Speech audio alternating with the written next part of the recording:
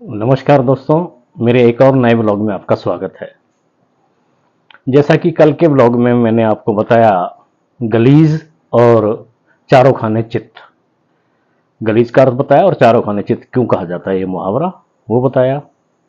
अब जब चारों खाने चित का मुहावरा आया है, उसी से मिलता जुलता एक शब्द है गबरू।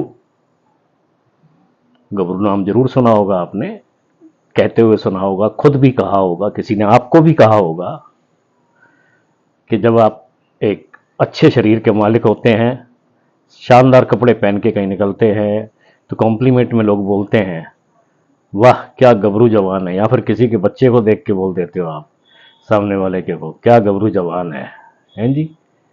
इसी तरह से बात चलती है कि गबरू।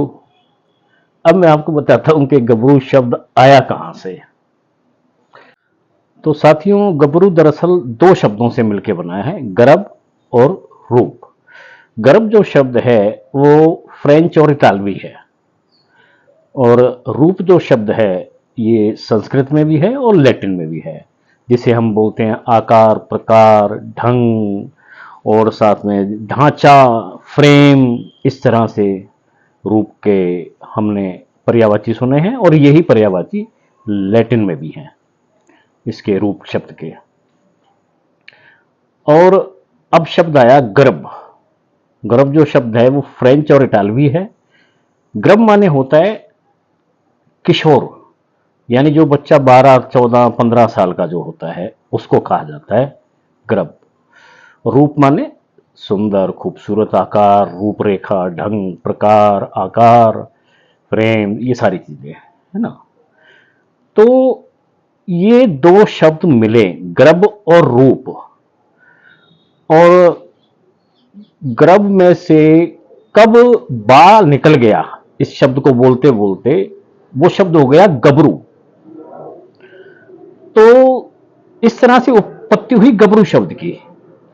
लेकिन गबरू असल में कहते हैं एक 14-15 साल का खूबसूरत बच्चा, जिसे देखते दिल के वाह क्या शानदार बच्चा है, कितना सुंदर बच्चा है, कितना सलोना बच्चा है, उसको कहते हैं गबरू। लेकिन हमारी नजर में आज तक यही बना हुआ है कि एक लंबा चौड़ा आदमी जो खूबसूरत हो, खूबसूरत कपड़े पहने हो, अच्छे ढंग से चलता हो, सलीने से तरीके से बात करता हो, उसके तौर तरीके को देखते हैं, उसके रूप को देखते हैं, उसके मसल्स को देखते हैं, उसे हम कह देते हैं गबरू। लेकिन असल गबरू शब्द का प्रयोग होता था 14-15 साल का बच्चा जो सुंदर दिखता हो।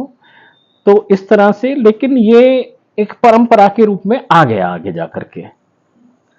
और जब कोई भी शब्द किसी भी भाषा का हो, जब वो प्रचलन में आ जाता है, बहुत ज्यादा लोग बोलने लगते हैं उसको, तो उसका अर्थ वही निकाला जाता है। तो दोस्तों, मिलता हूं मैं आपको अगले ब्लॉग में एक नई शब्द रेखा के साथ, शब्द जाल के साथ, या इब्ने बतूता शुरू करने की सोच रहा हूं। आपको शहर शहर बताऊं, मैं आपको जानकारियां दूं वहां की। मिलते हैं अगले ब्लॉग में, उससे पहले प्लीज मेरे चैनल को सब्सक्राइब कीजिए और बेल आइकॉन को दबाइए, जिससे कि मेरी नई वीडियो का नोटिफिकेशन आपको मिल सके।